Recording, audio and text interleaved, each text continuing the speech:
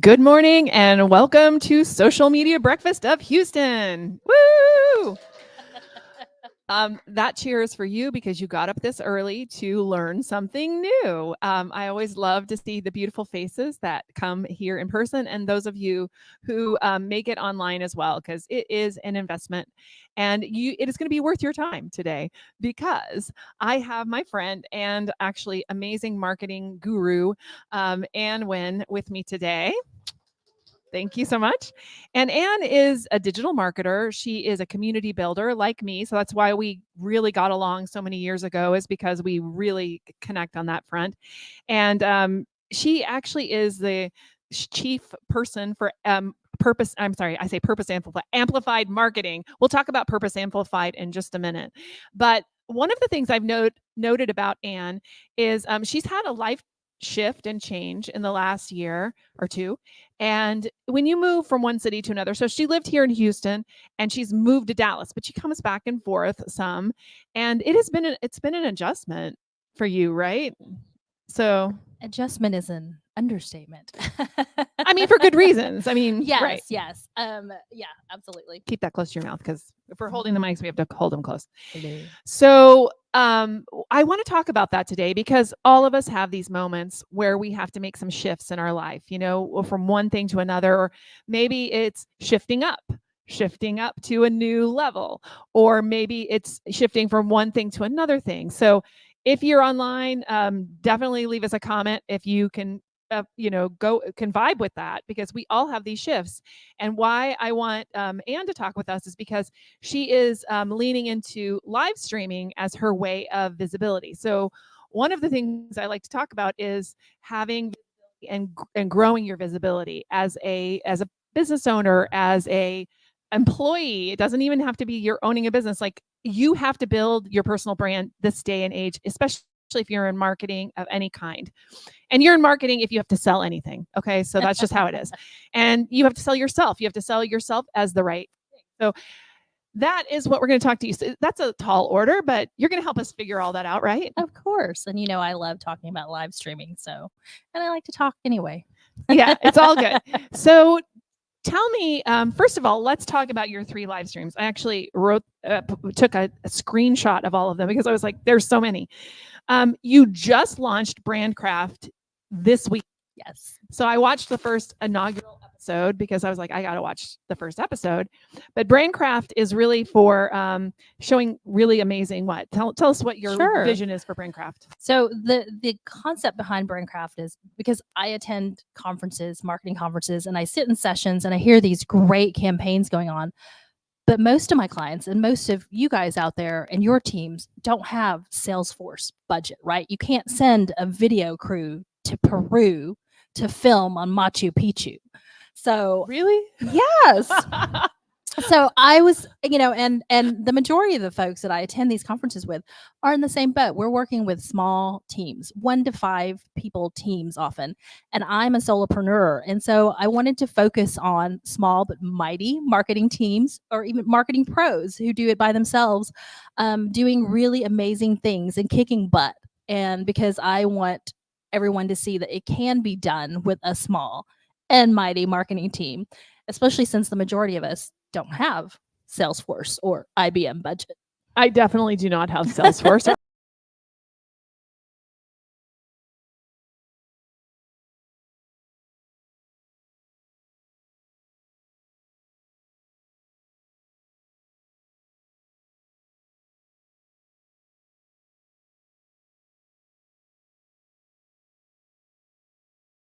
And so I wanted to use my platform to spotlight and feature nonprofits or even individuals doing really great, amazing things in their communities or to impact the global community. For example, I featured one of my former coworkers who started a movement called Little Libraries and Laundromats because she wanted to help really advance the literacy for especially kids in economically disadvantaged areas. And so I wanted to show people and inspire people that you don't have to be a big organization. You can be one person who sees a need and says, I'm going to do something about it. And so that's why it's called Purpose Amplified, because it's really focused on the purpose-driven individual or organization. That's wonderful. And then the third one, which is a little bit harder to get people to actually admit to it, is called shift happens. Shift happens. Shift happens because shift happens in our lives on a daily basis. And you even mentioned shift, and we'll talk a little bit more about my shift in the live streams too. But this all stemmed from a conversation I had with a friend who had had many shifts in her life. And she goes, "You should talk about this." And while it doesn't have anything to do with my marketing career, it absolutely has to do with our community because we're all professionals and we've all had shifts happen, whether voluntarily or not voluntarily, right? And so I wanted, again, to share these stories that help to inspire and hopefully motivate people who may be thinking about making a shift. For example, one of our friends that we know, Amber Ambrose, Yes. she used to own an agency and she is now a tarot card reader. Yes, and she's happy. And then there's another woman I featured who was in the L&D space, and now she's a forest bathing guide. Isn't that like amazing? So of course, not everybody's going to have these kind of unique shifts, but I wanted to share these stories and hopefully inspire folks. And that's my theme across the board with all the live streams. If you hadn't realized that by now, was sharing stories that hopefully will inspire you all. Wonderful. So that is a lot, I will say. And that's in addition to your client work and your normal life. So I really applaud you for all the work you're putting in there. And it's definitely helping her. So one of the things that people will say sometimes is like, "Oh, you're everywhere." And you're working on that. So let's talk through this because I think inspirational storytelling is one of the things we're going to talk about today. The other thing I promised you is visibility. I really want to dig in there. We're going to talk about building a community around your brand, and we're going to talk about the art of pivoting, which I think is huge for all of us. So I want to start at the beginning, which is really about the idea of the purpose behind your stuff. So tell me why you chose live streaming especially, and how you see it helping your overall business over time, because I want to connect it back to your business. Of course. Yeah, I mean, while I love live streaming, right, it has to make sense for my business and my brand as well. And as you mentioned, it is helping to increase visibility. So I'm going to go way back to when I was a little girl, a long time ago. When you're young, everybody goes, "What do you want to be when you grow up?" And I saw Connie Chung on the nightly news. And I don't know if there are folks here who remember Connie Chung, right? The folks who are my age.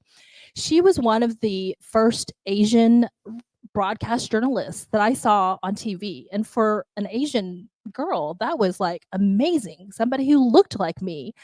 And so I was like, I want to be Connie Chung. But then I went off to college and realized that reporting wasn't really my thing. But I loved sharing stories. I love being able to storytell. And I think journalism has evolved over the time to that. And that was why I was drawn to live streaming, because I was able to have a conversation and share people's stories in real time. Okay, yeah, that makes a lot of sense to me. But of course, I am a evangelist of storytelling through live streaming. Of course, he asked us to hold our mic like this. Oh, sorry, guys out there, if we're like sounding very mic handsy with our mics. We're trying to get better at that. So yeah, so live streaming is it's immediate, right? So like, why not like sit down with them, record the conversation, and then put it out? Why not that? Because I love the immediacy of it, because it is a little bit like broadcast journalism when you're out there reporting in the field and you're speaking to someone live about something that's happened. And so that piece of it's what draws me. And I feel like it's more authentic. And it's such an overused word. We have to find another word for authentic. And I think more people are drawn to that than seeing a produced, recorded video. And I've got a couple of stats to share that proves that people are drawn to live streaming. Well, do tell what those stats are. So last year in 2023, there were 163.4 million live stream viewers. 163.4 million folks. So that tells me, and that's globally, and that tells me that people really love watching live streaming, and that number is expected to grow just incrementally to about 165 million in the next couple of years. So there's still space out there for your live streams. Yeah, and so my question about live streaming is also, what about the thing that people have to be available at the time when you're doing the live stream? Could you talk a little bit about that? Yes. And so I'm going to back up and say that one of the questions that people always ask me is, well, how do I know when to live stream? Well, some of it is looking at the data and the analytics for your social media platforms, right? I live stream on my personal Anh Nguyen, LinkedIn, and well, I shouldn't say personal, my Amplified Marketing Facebook, but most of it is on my LinkedIn because that's where my brand really resides, my personal brand. So I choose a time that works for me, right? And based on what the data shows as well. And then you just have to find guests that is available on those dates and times. I hate to shift the time. I have done it for a guest only because I want that consistency for my viewers. But if there's a guest that I'm like, oh my gosh, I've got to have you on, I have made a shift for a couple. Yeah, I think that's good to talk about that too, because one of the things I found is also you can watch it in replay. Absolutely.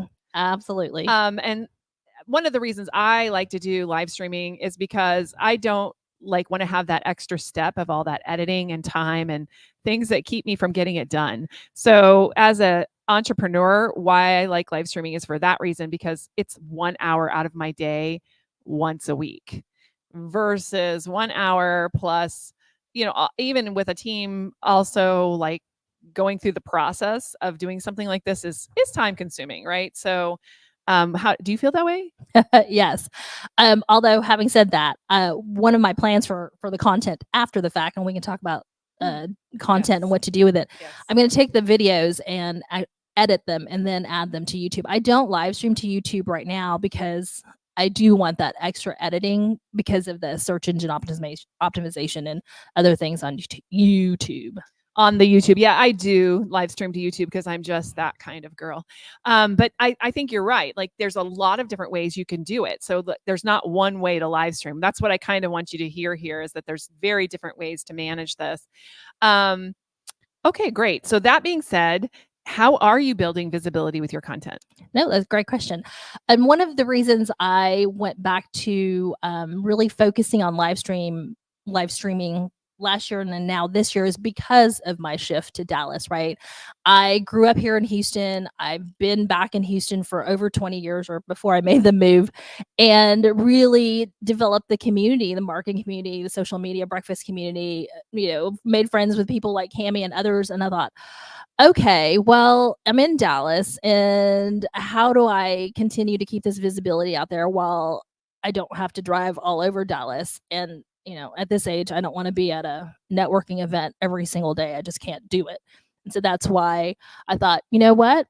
This is the best way. Let's go ahead and double down on what I'm doing on live streaming, hence the 3 broadcasts.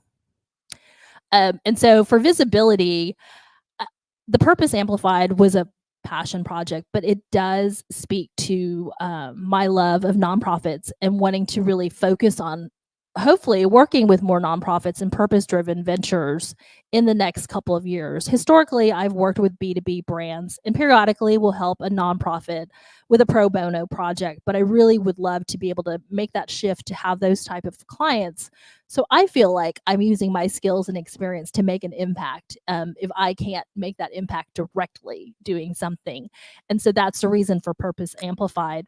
And then Shift Happens was kind of just like, let's have this conversation because we're all professionals and it's happened. And I hope that it brings that conversation to the forefront so that people don't feel ashamed or saddened or whatever by being laid off or a victim of organizational shifting, right? Or those of us who have gotten to a point in our career where we're kind of burned out on what we're doing and we're looking for that next thing that will help to keep us motivated and passionate about what it is we're doing. And that's the reason for that. And then I didn't focus on a marketing live stream for a very long time. It makes sense because I'm in marketing, right? but I felt like the marketplace was saturated with others who were doing wonderful things already. So why would I need to add to that conversation? But as Cami said, there's always something you can add to the conversation. And again, because of my experience with going to conferences and seeing these sessions and I'm like, well, what about the rest of us? And so it was a friend of mine in Dallas, in fact, who was like, you should do this. We could call it Behind the Brand. She's my idea person, and she'll tell you, she's like, I have ideas and I just give them to other people because I don't want to do them myself. But I found a very popular long-term podcast called Behind the Brand already. So I went, and that's the other part about starting your live stream too, is doing that research to see what else is out there. Competitive research.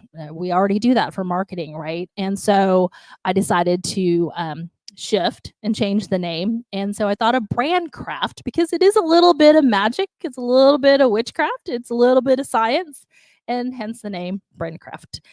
I love the name, by the way. I Thank really, you. really love the name. And I like the premise of it too, small but mighty teams. I really love that idea because there's so many people that have something to give. And I also appreciate what you just said. What do I have to offer to the conversation? Because each and every one of you have a special voice that only you have. And the way that you come at it is only in the way that you do. And there's a universe of people out there, I don't know who they are, that are waiting for you to speak. They're literally waiting for you to speak. And you know what? I was talking to some friends of mine, somebody who's starting a nonprofit, and he told me, I just hate asking for money because I just want to do it myself. I want to make sure that things happen. And I'm like, well, you can, but like most people are quite willing to help out. Yes. Most people are quite willing to help out, and it gives other people joy to be able to be a part of that. So I just love your new premise and your new show. And you've done other ones in the past. So this is not just the first thing. So let's talk about the shift. You were doing a show for a while, and I'm not going to remember exactly the name, but about your cultural things. So could you talk about that for a minute and the shift and why you changed from that? Yes, and I'm glad that's one of the shifts that I wanted to talk. I'm Vietnamese, and my family were refugees, and we came over after the Vietnam War, and legend, lore, whatever, Vietnam was created by a dragon king and a fairy queen, and so I called the show Children of the Dragon.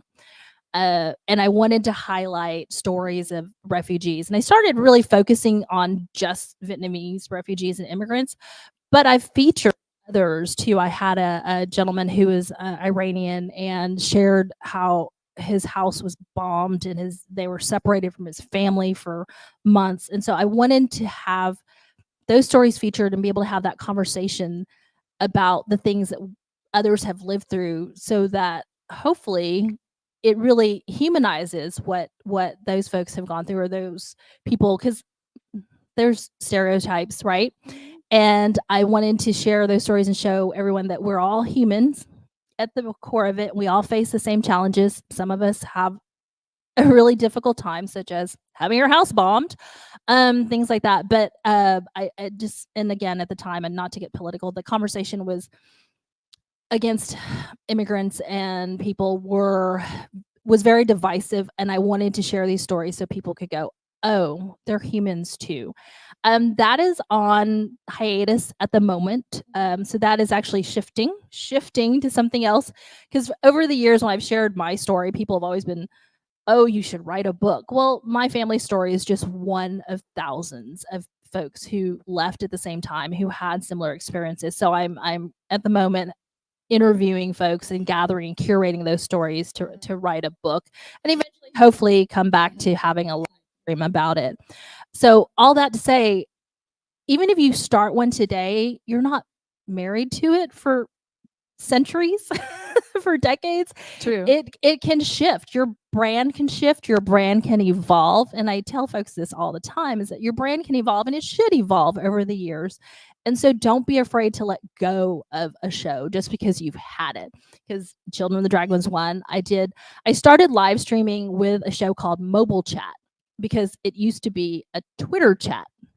And I loved the evolution of live streaming, and people were starting to get interested in it. And I realized that a lot of my guests were not as familiar with how Twitter chats worked any longer. And so the conversation was, limited to 140 characters anyway. And so that's what I started with. I no longer have mobile chat. It did what it needed to do for me at the time. I gained some visibility in the mobile space, got to go to a great conference hosted by IBM as their guest. And so these are all different ways that I have kept my brand visible over the years. Thank you, and I think that's really, really important because even though I'm sitting here with we celebrated 15 years last month for social media breakfast. Yay! Thanks for those who are here. That's a longevity play, right? But there was many people who told me also that social media was not that interesting. It wouldn't last that long, and you could not the actual social media, but like talking about social media was not going to be that important. And I'm like, yeah, okay. I didn't believe it then. I still don't. But also, what if we had to shift? Like, what if it was something that the community would take us there? So let's talk about community, because it's really about that in the end, right? Like where your community is taking you. Although your Connie Chung, Children of the Dragon, was like amazing. I really enjoyed listening to those stories myself. So I think that's fantastic. Need to revive that one. Similar to what you just told me, I had a lot of comments from folks. But I like it being a book. I think that's a good idea. To that it was great to share those stories. And so building community, social media to me has always been about community. I don't, you won't hear me saying the word followers very often. And if I do, it's probably something had happened or whatever. So I always advise folks and people that I work with and people that attend my workshops that you think of your social media channels as your community. And if you think of them as a community instead of followers, then you develop those relationships with your brand community better, right? You'll want to have those conversations.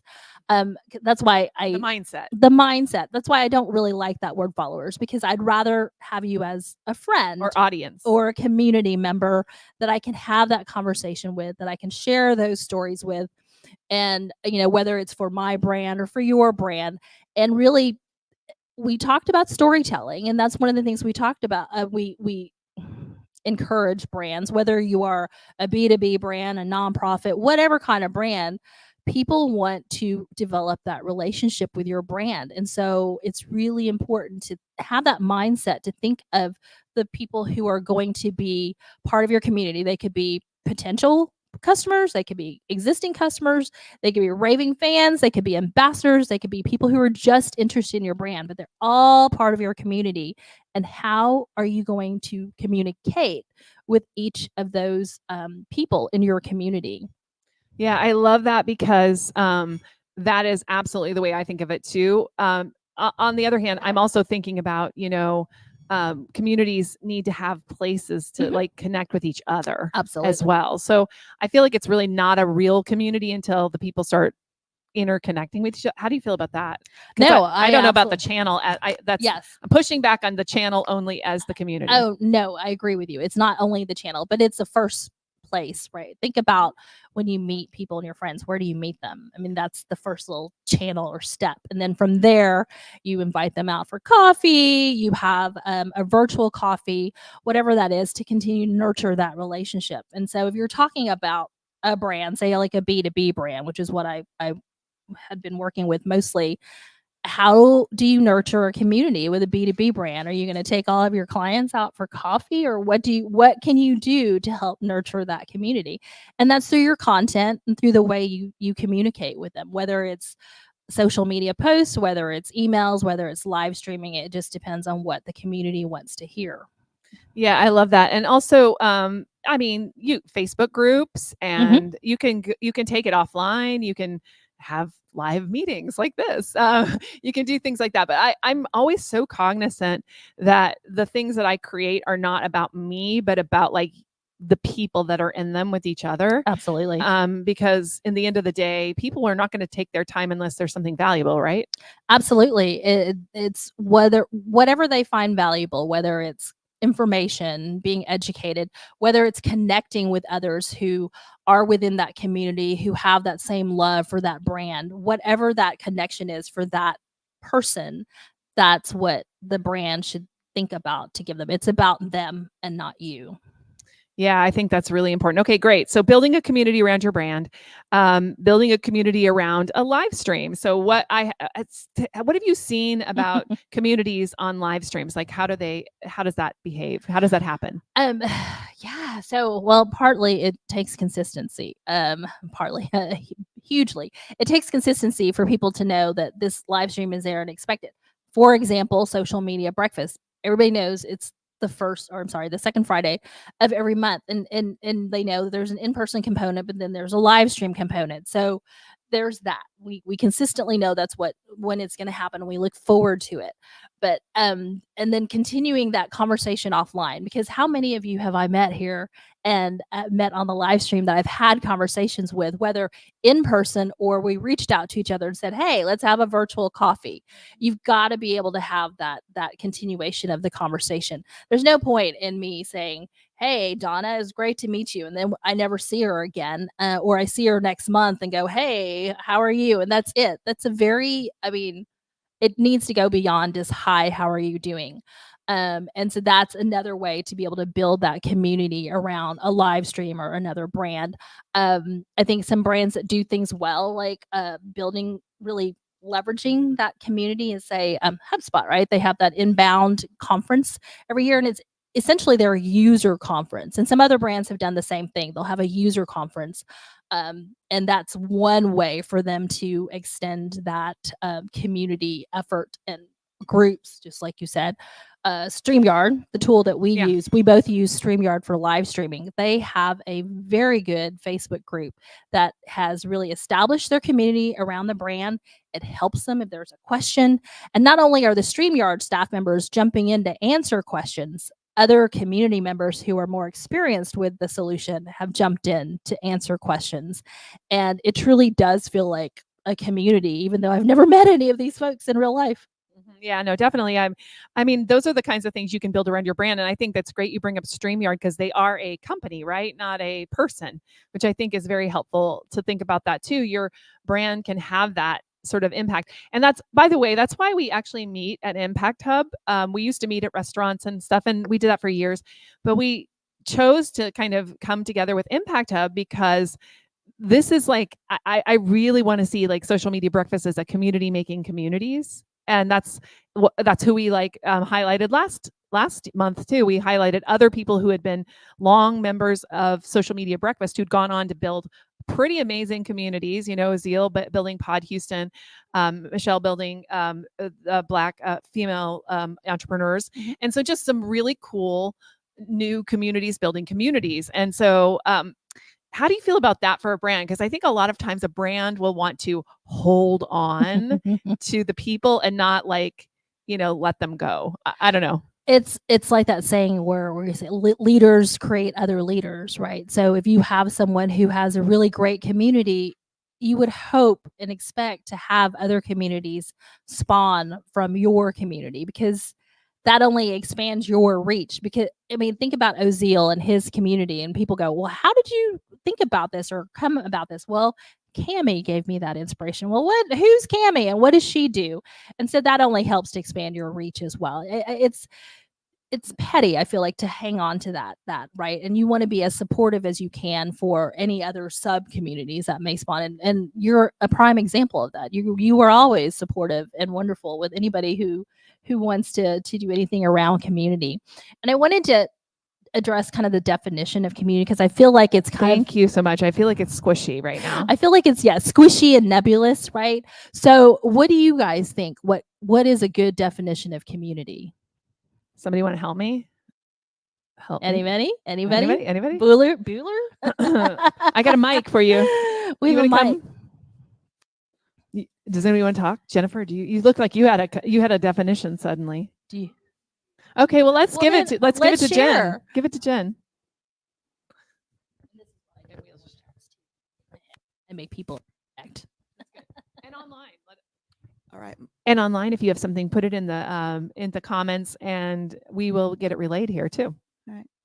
To me, a community is a collection of people, individuals, who are aligned over a single vision or a group of ideas, and support each other in understanding and discussing those ideas. Like that's what community is to me. Like who are my people? Who is my squad? Who are the group of people that I can geek out about random things to and are just as excited as I am to talk about that like random thing we all love or are interested in. I love it. And that's a great definition.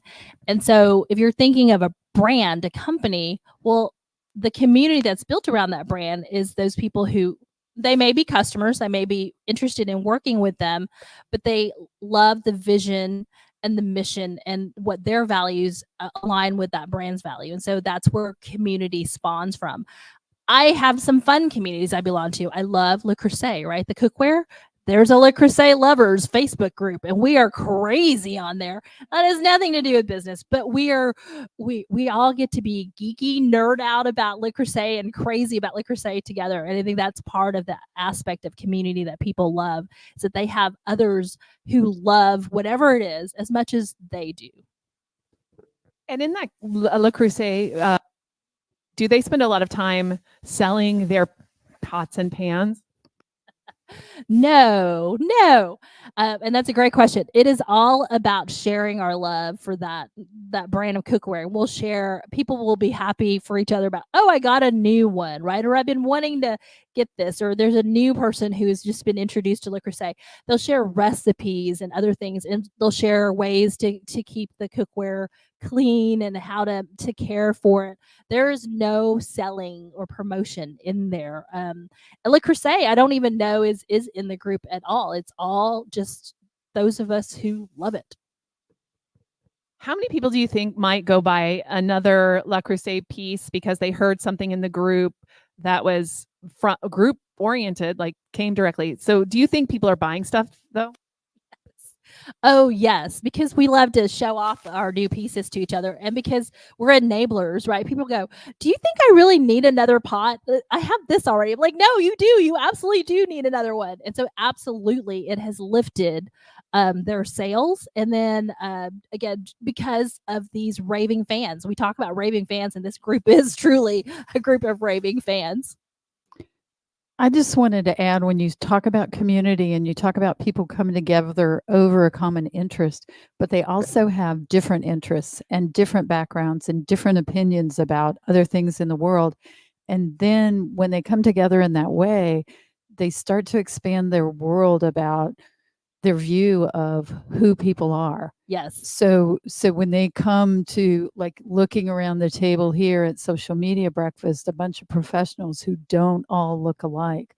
And I think that's a really important part of what's going on there. I love it. I love that you said that, Geeka, because just this morning I was saying to Jen and Cami, well, what more do I have to add to this conversation about live streaming? People have been talking about live streaming for years, and there is more to add to that conversation, my own perspective, my own insights, and my own experience. And so thank you for sharing that, because absolutely. So just to let you know the power of influence, you talked about Le Creuset, and I looked it up because I love to cook, and I have different pots, and I saw they have Dutch ovens. I was like, yes. So just to let you know that the power of influence, yeah, because I'd never heard of Le Creuset, so I was like, oh, let me look it up. No, that's awesome. And for those, because I love to cook, and that's why I was enamored with this cookware. And like, if you take care of it well, you could pass it down to your children in your will. That's how good this line of cookware is. So that's amazing. One of the things I don't know if I can pull it up fast enough, but there was a recent study that was done on influencers right now. And right now is, believe it or not, I mean, we wouldn't think so, but because it's been this way forever, but influencers are blooming in even further in people's minds, because right now it's really hard to know who to trust and what to do. So I think, and not just any influencers, but micro influencers are blooming in popularity much more than the big, huge influencers. So I do have a study about that I'll pull up here in a minute. But what do you think about micro influencers? I mean, because I think a lot of people in the room would think, well, I'm just a small little company or a little brand, and what's my influence? I heard you say that this morning, maybe. I did. So each and every one of you is an influencer in your own way. I know when we say influencer, we think about the Kardashians, right? Or the Vanderpump women, whoever they are. But each and every one of you, think about when your friends or family ask for an opinion about something. That's you're influencing that. Or if they're asking, "Hey, have you tried this product before?" You're influencing that decision. And so each and every one of us is an influencer in our own way. And communities are a great way to influence that as well. I mean, just as I mentioned, like Crusade, we're all on there enabling one another to go buy another piece of cookware. Now we're all hungry. Fantastic. Thank you so much. So I found it. So basically, it's the Keller Institute. Ed Keller, who is a legend in marketing, like everybody knows him from the past. They just did, the Keller Advisory Group just did a new study called Unveiling Influence: The Impact of Creators on American Consumers' Lives. And out of that, consumer trust and action, 69% of consumers follow creators, with 60% engaging daily. How many in this room, just by a show of hands, have bought something that an influencer or somebody you find influential has asked you to buy?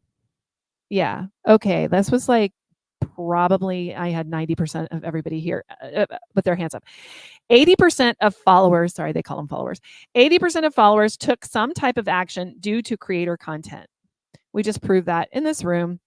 Including visiting or following on social media, making purchases. Notably, 43% of those influenced by creators made a purchase.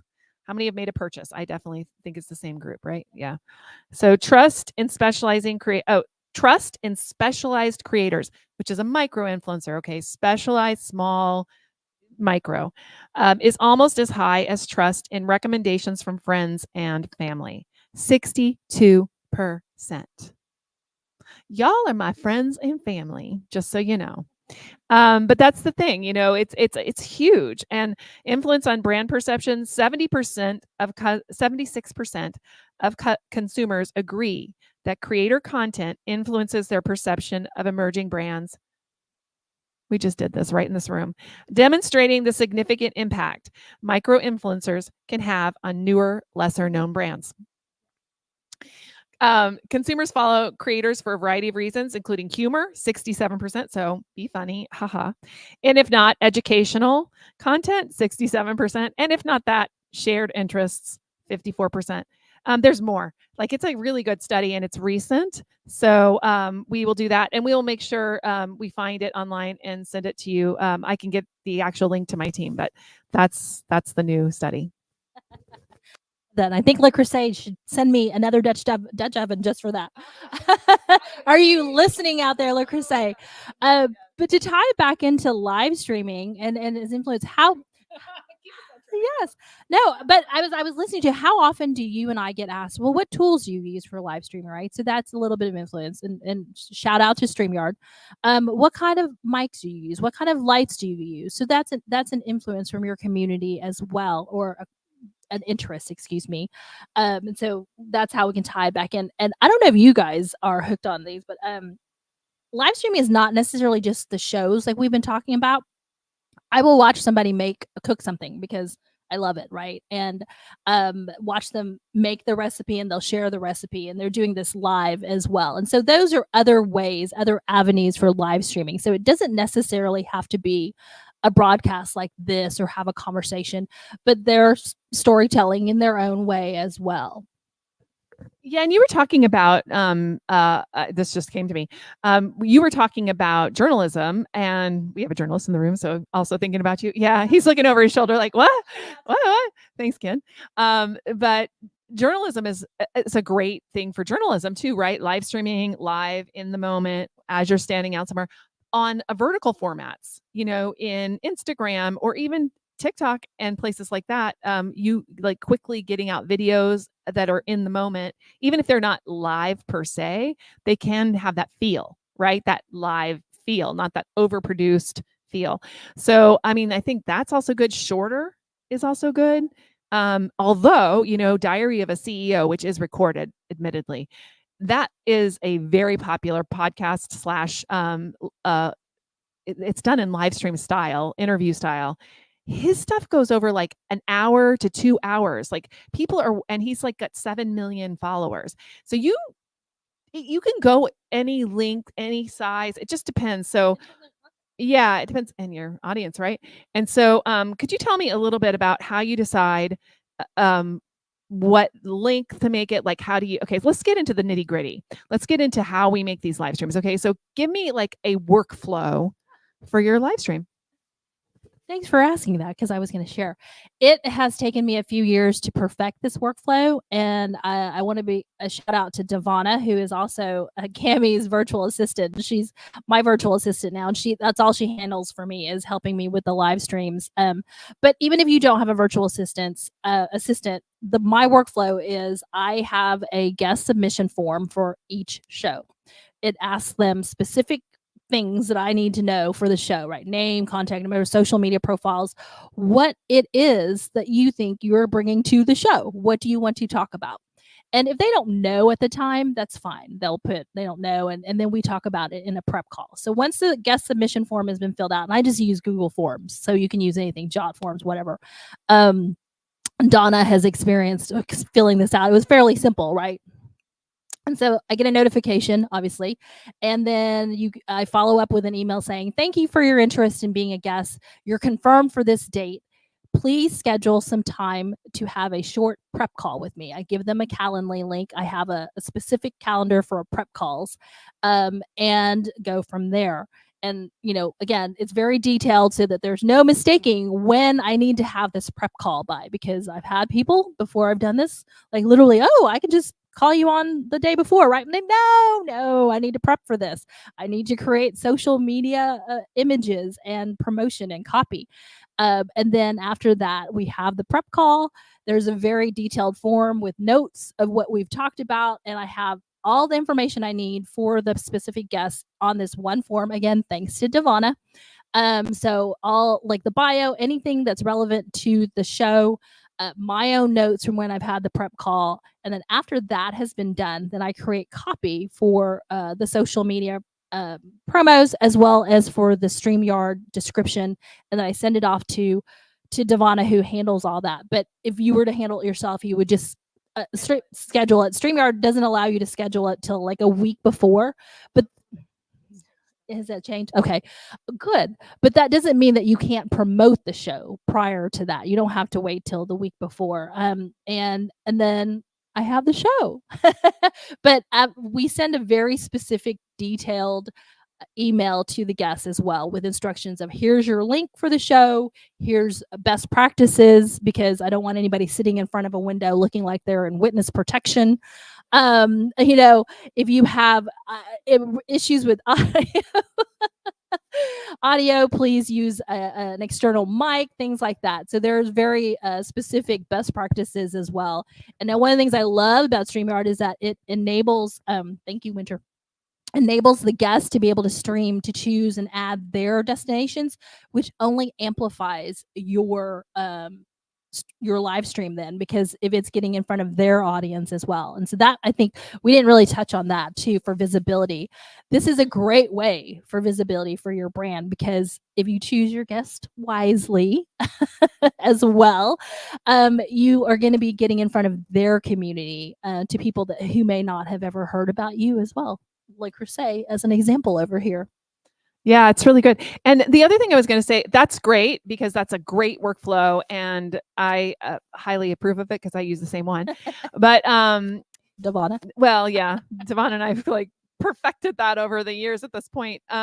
So the bottom line is that having a team member is helpful, but guess what? I used to do this all by myself, all the time. 100%. So you have to start from somewhere, Yes. Thank you for saying that, because people go, oh, do I have to have a camera? Do I have to have all this equipment? Literally, when I started live streaming, 7-ish years ago, I had my Mac. I didn't even have an external webcam. I used my earbuds for the mic so that there would not be any feedback. Computers nowadays are better, not much feedback. And then I just made sure I had good lighting and that people could hear me, right? Audio is so important. It's great for them to be able to see you. You want your community and your audience to be able to see you, but if they can't hear you well, you've lost them. And so audio, I always tell people, is probably more important than the video piece. And so you can start from there. You don't have to invest in a ton of equipment. And light from a window, not behind you, but in front of you, is actually a very good lighting. Just to give you an example, for social media breakfast, it seems like we got it all together. I got Winter, I've got Tori, we got the lights, we got the cameras, we got the action. But you were there when I first started lighting. It was in 2016. I went back and looked at that, by the way. It was a little scary. But we were at your first live streams are always going to be scary, just PS. And sometimes there's going to things that happen and a live stream will not go off as planned. We were having like issues with latency on like Wi-Fi's. I mean, you go through serious challenges sometimes and you just keep moving. So anyway, we were sitting against a window like this. So we were backlit at Canopy and we're like, oh, I remember that. Yeah, we were totally backlit and we had no lights. And by the way, that camera right there, I did use that live stream camera. That's still the same one. And now we have like a really beautiful camera, but that widescreen thing was the one we did. And we had like a table that was like right here, so we would do that. Some of you were there, and I had a blue snowball, which was on my desk. And I did buy a sound system eventually. Actually, at first we didn't even have that. I just borrowed one from somebody that had one that let me, and it was like one speaker and one mic that plugged in. And I would put the blue snowball in front of that speaker. And that was the audio. I mean, it went from the speaker to the blue snowball, and that was it. Into my PC computer, not even a Macintosh, people. Like, it was just whatever. So you don't have to have amazing. And by the way, I would set it all up. I would put it all together, then sit down and interview the guest. It happened. People here know and saw me do it. So there's just a lot that you don't have to start with. Yeah. You have to have people that have good will and some feeling for you. But also on live streaming, it almost doesn't, if you have a post-promotion process, because I want to talk about that too. There's a post-promotion process. Even if nobody shows up for my live streams, I don't care, but I don't care because we will use that copy and that content to do this when I'm about to have Ann tell you about. I'm glad you brought that up because when Braincraft launched the other day, I think there were probably 5 to 6 viewers. So when you launch yours, don't let that small but mighty. Yes, small but mighty. Don't let that be a disappointment to you because the value is actually in the video replay. So people will come watch it after the fact. So I checked my stats and I think I've had 100 views already since that time, and that launched on Tuesday. So you can see the value in that. But I'm taking that long form video and I use a tool called Opus Clips, and it's an AI powered tool. And I drop this is how wonderful this tool is. I literally upload the long form video. I give it no other parameters aside from how long I want these clips to be. And it creates beautiful captioned clips for me. And that is used continuously afterwards to drive folks back to the video. And it pulls out some really relevant clips from the conversation.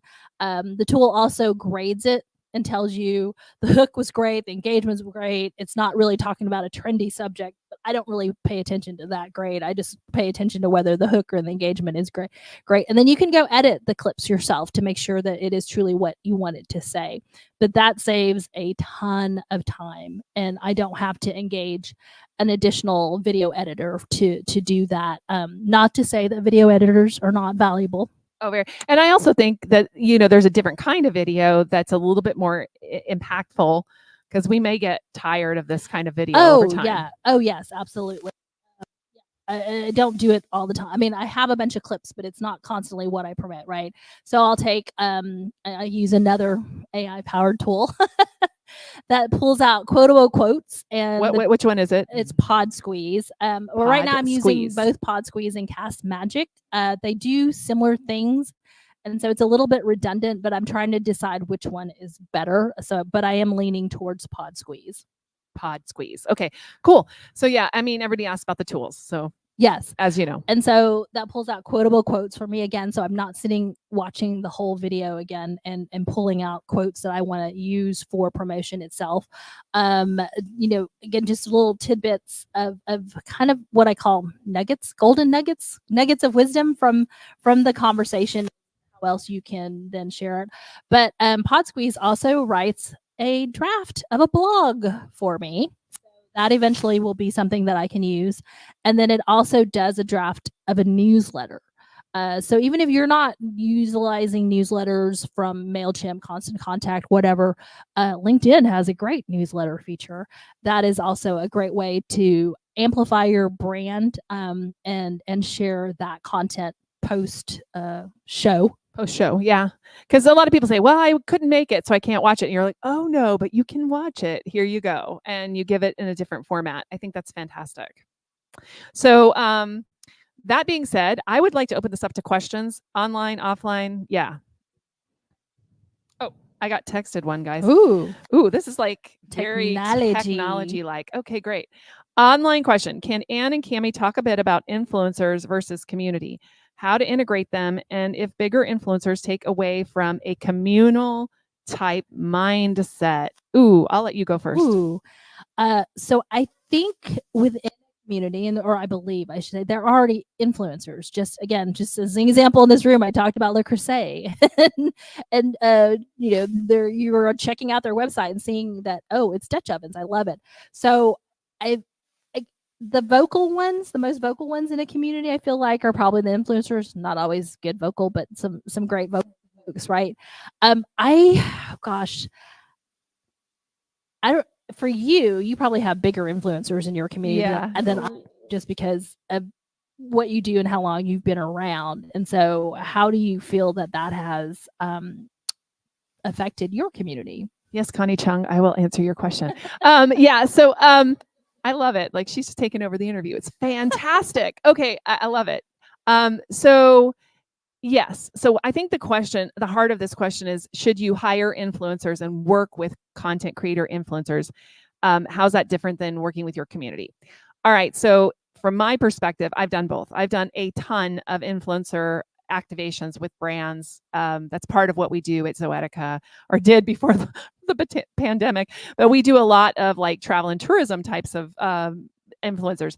And what I found with influencers is, if you work with them to get when you work with a community, it's very authentic, right? They're talking about their authentic experiences, and it's very clear.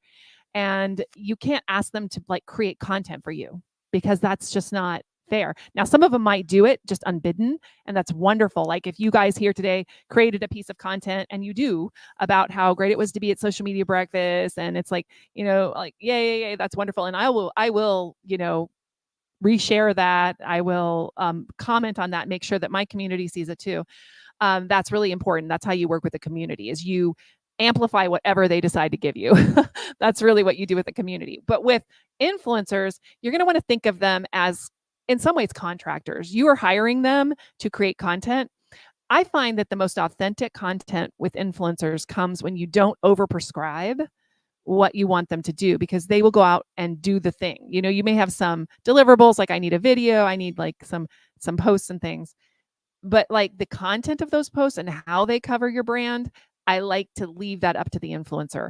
It is something I've been listening to on YouTube right now. It's really popular for people to sponsor a podcast and then give the podcast hosts something to read, like a read. And you'll listen to the several different podcasts. It's the exact same testimonial that each one of them is giving. And to me, it's like they're working against themselves. Like, I need to actually do some content about, really kind of irritated by it. And I feel like that's the thing you don't do. You don't give them, read this. And believe me, the read is exactly the same. And it's talking about personal experiences, but the same experience for like 3 different influencers. So that's my concern, is that I want influencers to authentically talk about the brand in a way that is true to them. So I don't know if that answers your question, but that's how I would work with influencers versus community. I will pay them and put them under a contract, and we have like deliverables that are specified, but I also give some creative freedom, if that's maybe answers that question. And I think that's a great question Uh-oh. Yeah. Okay, there we go. Because just I didn't went see the icon, so I was like, "Am I on mute? Am I on mute?" That's a great answer for paid influencers, but think about the organic influencers you have in your community, and so that may be another aspect of that question. Thinking about folks who have been part of your social media breakfast community forever, right? And I think, are probably your organic influencers. You are amazing. Because Thank you. Not just me, but there's many others who, when I see a post from Cami, I'm like, share, add my own thing. And so building that community and having that sense of community and really the passion for that mission or for that value really will build those organic types of influence support you. They may not want to ever be paid for content, but they're absolutely there to support and help amplify that message. And why? Oh, like, okay, so now I'm turning it on you again. So why would you do that? Like, why would you share something not just for me, but like about with the people that are, influencers to you, I guess you could say? Because I believe in it, right? I believe in social media breakfast. I love social media breakfast. I love you. But for others have shared about their content or their community, it's because I believe in that community, whether I'm part of it or I see that it's beneficial for those who are in my network or my community. So that's why I do that. And what would you say you get out of a community like this? For me, it's all about, I've always been a connector, right? But I also want to be known as the person who shares really valuable information or content. And it's not about me. It's about the folks that I am connected to or who are in my community. And so if I think it is something that would be valuable for those in my community, I'm going to share it. I have no horse. It's not just me that she shares. She shares some others too that are like, yeah, I see her do it all the time. And it's people that we hear this all the time, like and trust, but it gets really trite sounding. So the meaning is kind of interesting to me. So what does know, like, and trust mean to you, like in a more deep way? Oh, absolutely. And that's an old salesperson's mantra, right? People buy from those they know, like, and trust. And getting to know someone is that kind of that initial thing. And so for me, live streaming is that initial point of you getting to know my personal brand. And then hopefully I'm going to connect with you, whether it's on LinkedIn or my Facebook page, and really be able to deepen that connection in some way. And once you've connected with me on LinkedIn, you'll see the content I share. And hopefully that will then nurture that trust. Hopefully that also nurtures like of me, but nurture that trust that, oh, hey, Anne is really sharing stuff that she finds would be beneficial for her community. And this has happened. I've had recommendations or referrals from people who connect with me on LinkedIn and say, hey, so-and-so said I should talk to you about social media management and things like that, because they trust me. They know that I'm going to do what I say and really value that relationship. Like you said, you were very jealous about your, right. I know it's a weird way to put it. Yeah. I'm very protective of my community. I mean, I've had people say, oh, I want to sell this. I'm like, well, that doesn't really align with my values or my mission. So thanks, but no thanks. Yeah, I mean, I said that the other day online. I said, and actually was in your live stream. I said, in my live stream, yeah, yes. I said, I'm very jealous of my community. I won't put anybody in front of them because I feel like there's a trust there that could be broken. I also feel like has a deeper meaning in the sense of like that we have a relatability with that person. Yes. It's not so much about that person as it is about the relatability and the understanding of their motives, like the feeling of their motives, right? Yes, I agree. So it's not just that like button. But absolutely, the relatability is one of the things that I am most proud of is when I meet someone offline, IRL, as the kids say. One of the things they usually say to me is, oh, you actually are like this in real life and not just online. I'm like, well, why would I not be my usual self, right? And so, but to me, that's a huge compliment. And that goes back to relatability. I'm goofy. I'll make fun of myself in a heartbeat. And well, humor is really high on the list of like that on the study. That's just. I got one more question because I want to make sure we have enough time. So, how much time do you spend preparing and pre and post producing your show? That's a great question, and that's one of the reasons I got I'm like 3 shows. Yes, 3 shows. So if you're only doing 1 show, you could do this, and I would say in an hour or so a week, right? But the largest challenge for me is finding guests. It's not even about prepping for the show And good itself. guests, not And just good, guests. Yes, and good guests. That's the biggest challenge, is Always is. finding those folks. And I know you know that. You know that challenge. Yep. So I spend a lot of time doing research for guests that I want to be on the show. Thankfully, I have a wonderful community of marketing experts that I can tap into. That's not going to be a problem for a while. For brand craft. But the other shows, I've had a huge challenge in gaining guests. And I know there's lots of nonprofits and other people who want to be featured. Yeah, you got to get the nonprofits on there, and we can help you too. So, by the way, if you know any really great nonprofits that have amazing stories to tell, and let them send them to Anne, please. Connect them with me. But I think, I'm sorry to finish the question. Yes. Right? So post production, I spend about another hour doing those clips and then deciding what it is I want to pull from the show to use for promotion afterwards, which is why I really invested in utilizing these AI powered tools, because it saves you a lot of time. Yeah. Otherwise, it just sits on your hard drive and you don't mess with it. And we also use Opus as well, but I mean, it's got its issues. Yeah, Tori can tell you. It's not perfect. got These its tools are not issues. perfect. But, Yeah, they aren't. But on the other hand, if you can lower the amount of time you spend on some of these things, it's helpful. And so many AI tools are coming out. So keep your eyes peeled. Both Anne and I are kind of tool nerds, so we will be telling you more about these as we go along. And Jen over there. And Jen too. We Oh nerd gosh, out well over- Jen is like basically the AI queen in the back She there. is. She is. So we will be talking about that. So it is 10. So I want to make sure we honor everybody's time. Yes. We will stick around for any of your questions that are in the room for sure. Let us know if you have any, and we would love to talk to you afterwards. I do want to say that this is our last event at this location. Everybody cry, big tears. I love it here. So make sure you take pictures of all the cool areas in here before you leave. We are going to be meeting at the Esperson, which is a beautiful historic building here in Houston, only about a mile away from here. It's not far. And I went and saw it yesterday, and I saw a bunch of really cool places that we can meet. And I think it gives us space to grow to, like, over time. So we'll start out, and hopefully you guys will follow us around. I think it's going to be really amazing. Next month, we're going to have Kelsey Ruger, and he is with Hello Alice, and it is going to be really cool to have him here. We're going to be talking about, all of that around Hello Alice and AI workflows. Actually, we're going to be talking about AI and how to put this AI into your workflow, because the tools are fun. But how do you use them, and how do you decide which ones to use where? Yeah. So I'm going to dig into that with Kelsey next time, or actually it's going to be Jen. We're putting Jen on. Jen will dig in with Kelsey. And then we are going to, after that, the next two, which are September, October, we're going to do September. We're going to be talking about short form video. Brittany's going to come and talk to us about short form video, and she's amazing. She's been here most of the time. So many of you have met her now. And she's doing gangbusters on TikTok, on Instagram. She's got a huge following. She does all of her stuff walking on a treadmill. On a treadmill.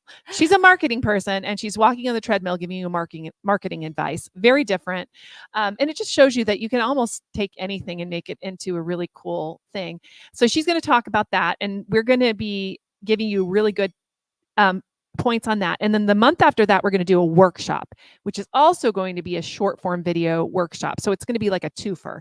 So, we're going to do September is going to be sort of the how to and sort of what we did today. And then October, we're going to actually do it.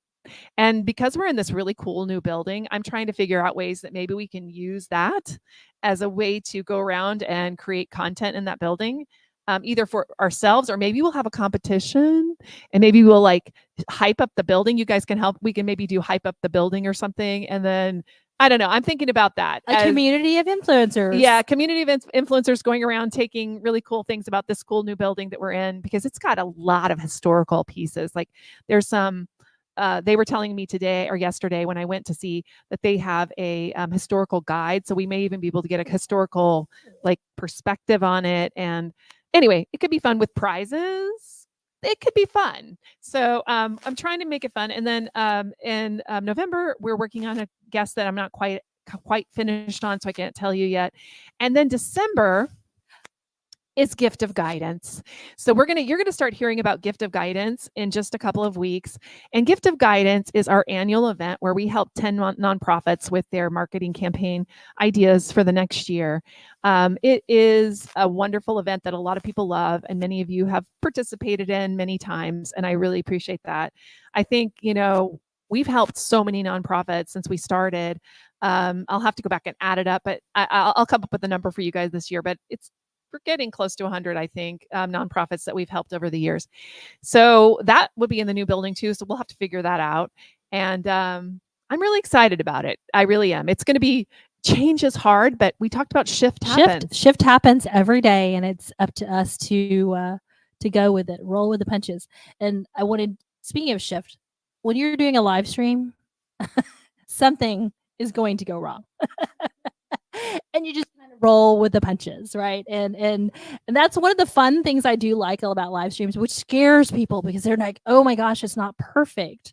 But Tori mentioned earlier that, if you're not perfect, you're relatable. And people get to know you and trust you and know, hey, she's human. So it's not this overproduced edited video. I bought this t-shirt from an influencer on Instagram, and it says perfectly imperfect. I wore it a couple of times ago, or maybe I wore it for the 15th anniversary. I did. Perfectly imperfect. And guess what? With AI coming on the scene and all of the content becoming perfect in many ways, how do you stand out a little bit? You could stand out by being real. Yeah. And if you make a slight mistake, people know you're not AI. So she started wearing a shirt that says not AI. Oh my gosh. Yeah. Hashtag not AI. All right. We're going to be working on this. We have some work to do on this campaign. We'll be talking to you later though. Anyway, guys, have a great time. Please come back next month. We'll be online live streaming, but if you can come in person to help us inaugurate the new building, and yes, it's going to be different. It's not, as open. It's a little bit more historic. So let's work together to make this amazing. This is a great community. I really, really appreciate all of you. Thanks for coming today. And it was the perfect place for me to spend my birthday. So thank you. Oh, yes. And happy birthday to Cammie. Cut. Bye, guys. I wanted to sing happy birthday to her, but she wouldn't let me. No birthday songs. Are we still on live? Let's sing happy birthday to Cammie. Happy birthday to you. Happy birthday to you. Happy birthday to Cammie. Happy birthday to you. Y'all. Thanks, guys. Take care. Bye.